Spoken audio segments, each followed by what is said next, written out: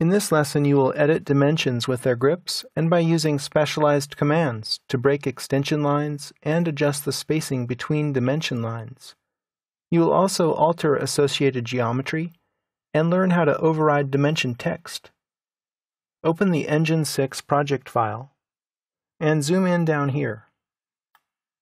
I notice that it's kind of tight in this area. With this 7 here, it's very close to the extension line of this aligned dimension. That's no problem. We can move the 7 over. Click the 7, and its entire dimension object highlights. Put the cursor right on this grip, and you'll see a grip menu appear. Choose Move Text Only, and then click a point up here to locate the number. Press Escape to deselect.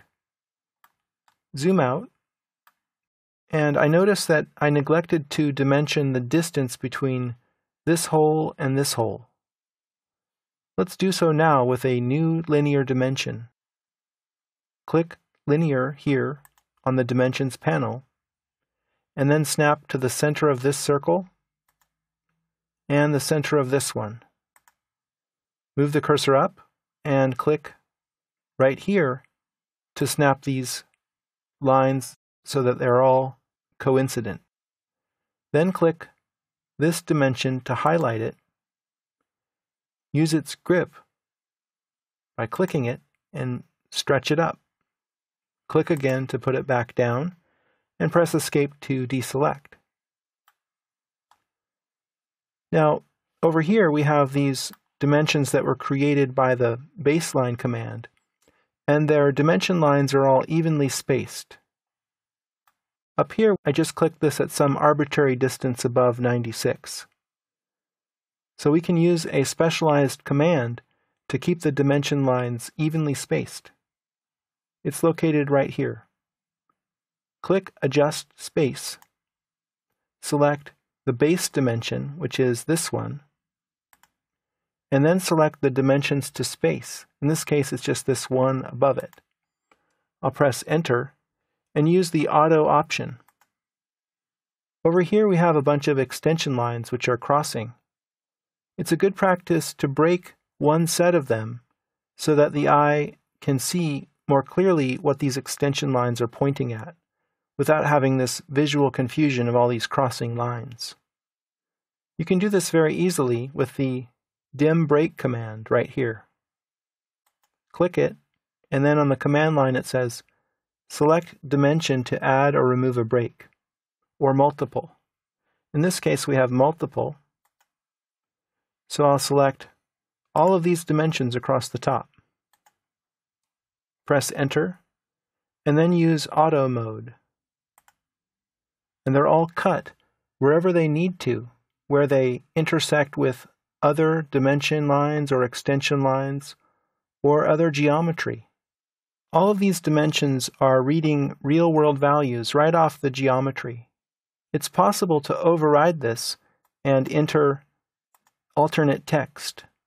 I'll select these two equal dimensions, right-click, and choose Properties. Scroll down and locate this last text parameter, which says Text Override. Click right here and type equal and press Enter. So the numbers disappear, and you can see them right here if you want.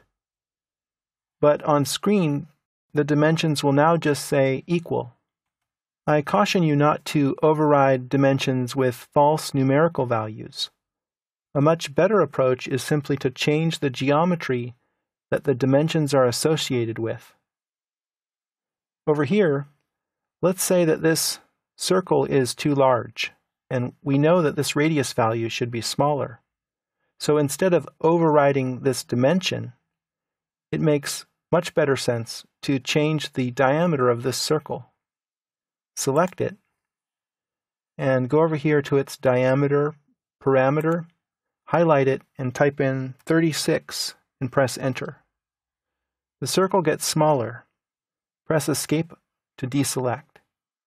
Ideally, this dimension should automatically update, but due to a bug in AutoCAD, it doesn't always work. You can convince it to update just by going into the dimension style and coming back out again. Type D-Enter, go Modify, OK without changing anything, and click Close. Voila! The dimension automatically updated because it's associated with that circle. So in this lesson, you used grips and the dim break and dim space commands to edit dimension objects and improve their appearance.